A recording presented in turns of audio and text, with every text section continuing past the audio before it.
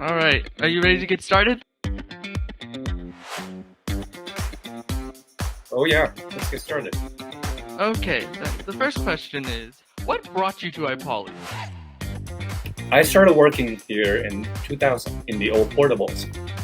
And back then there was a Michael Milken Digital High School grant, which provided funding. I think it was $100,000. And the principal decided to allocate a portion of the fund to fund a technician position because in the past they did not have one assigned technician on site. So whenever they needed something done, it would take forever for people to come from down.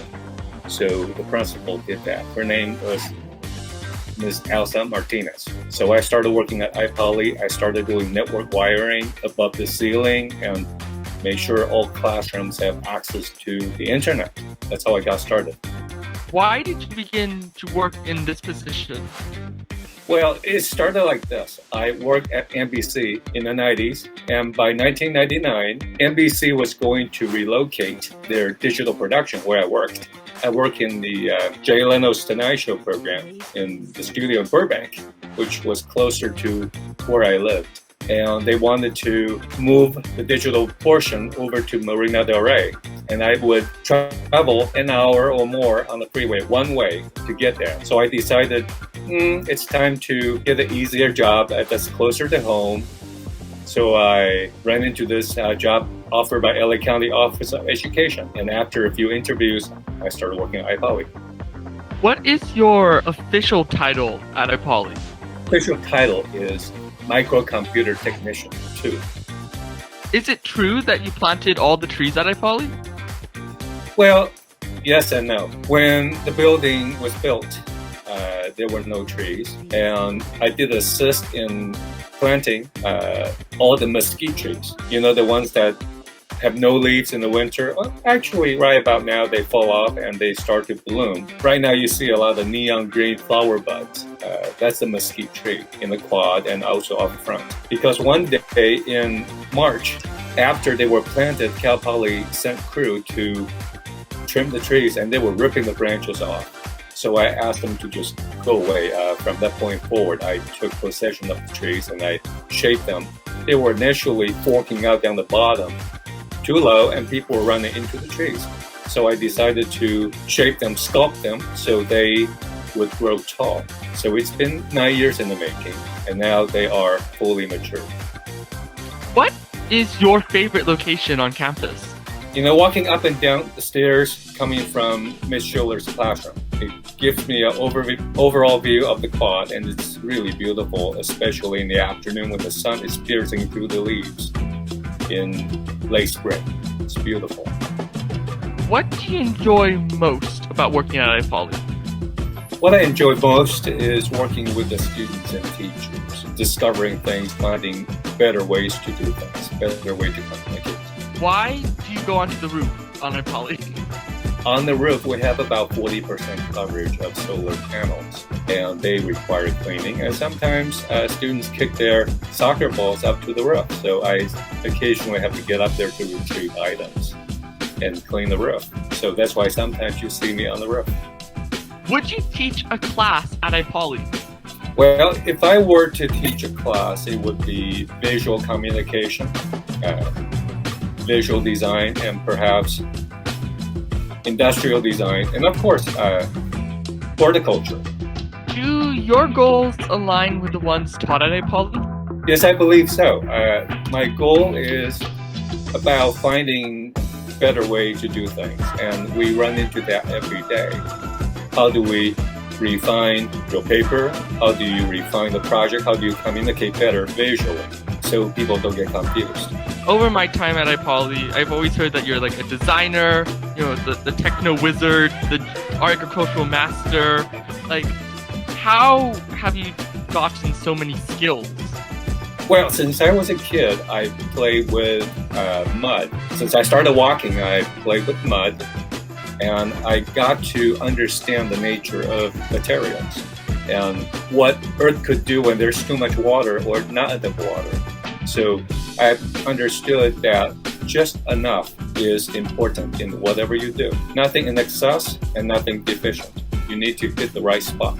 I lived on the lot in Taipei, Taiwan, where my father chose to live the old way. We had tons of railroad ties because he worked for the railroad administration.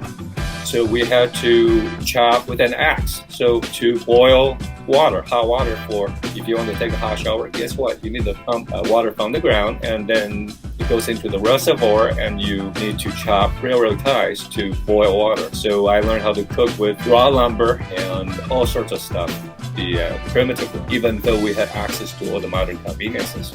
What is your greatest gardening tip? Let's go back to the just enough idea. It's important for you to understand that plants are just like human beings. Each stage has different needs.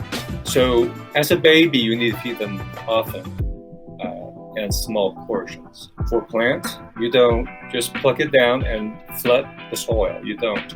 You need to localize the watering to maybe an inch or two around the sprout. And over time, you would increase, just like the way a human being would grow. You acquire and you require more resources to grow bigger and taller. Plants are the same way. You need to understand their growing phases and provide enough nutrients, appropriate nutrients, sunlight, water, and plant during the appropriate season. Those are all important factors. How much do you grow in your personal garden? Generally, I have about 1,500 lettuce plants. I started in October because you heard of the term spring mixed lettuce. You think spring, but actually no. In Southern California, you start planting them in October because if you have been to Europe or Northern Canada, you understand that their spring temperature, their spring conditions are late fall through early spring in March.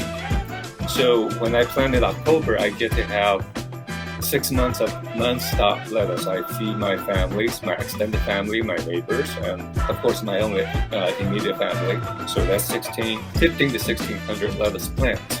And I do have 85 fruit trees in the backyard, and 25% of them are citrus because I just love citrus fruits. And plums, apricot, avocado, persimmons, you name it. And blueberries, of course, and grapevines. It sounds like you own like your own mini farm. Yeah, that's the goal. I want to be self-sufficient. I want to live off the land, and my goal is being realized. It's been 40 years in the making, and I've been ramping up toward retirement, which is about 8 years away. What are your most and least favorite plants to grow? My favorite plant, citrus. I just cannot have enough Satsuma oranges or clementine oranges. Those are often called cuties in the market, and the ones you buy from the market, they are like trash. I can't deal with them. It's horrible. And there's nothing like your own fruit coming from your own tree. Do you have a least favorite plant? Oh, weeds. But weeds can serve a purpose. If you dry them up and then you put them in a pile, they become compost, and it's nitrogen. And if you run into a farmland that has no weeds, you need to run, because that means there's some kind of chemical going on, because weeds are a sign of healthy, fertile land. If you don't have weeds, I don't think you want to plant anything there. That's how it goes. It's a necessary evil. That's how I look at it. When do you wake up in the morning? The time varies. I have never used an alarm in my life. Well, actually, that's not true. When I need to catch a flight at LAX at 6 o'clock, I do have to set the alarm. But outside of that, I don't. When I don't need to catch a flight, I don't set an alarm. And I wake up with the sun. So wintertime, I may slack off a bit, maybe 6:30 or 6 o'clock. Because summertime, when the sun rises at about 4:35, that's about when I wake up. What piece of life advice would you give to IPoly students? I would say we need to keep and focus on the big picture. The big picture meaning have your goal in mind, what you want your end result to be. And along the way, you'll need to know where the dots are going to be. And you follow the dots to reach your goal. Now, if you don't have the final goal in mind, you don't see the big picture, you'll be wavering around. You may discover things, but you are likely to run into unexpected results. Sometimes they are blessings, sometimes they may not be. So be ready to take on life's challenges if you are able to see where the end's going to be. Do you play any musical instruments? I play the piano and I play the trumpet. What is your favorite color? My favorite color is green because it doesn't matter what you throw on it, it's always green. It doesn't get dirty, shall we say. Blue I don't like so much because it gets my clothing, for example, it's always gray or green because I can be messing around in the backyard and get full of dirt and it still looks okay, still looks presentable. Do you eat fast food? Yes, I do. In and out, fried chicken, you name it. However, just like everything else, moderation is the key. So I wouldn't have it more than once a month or something like that.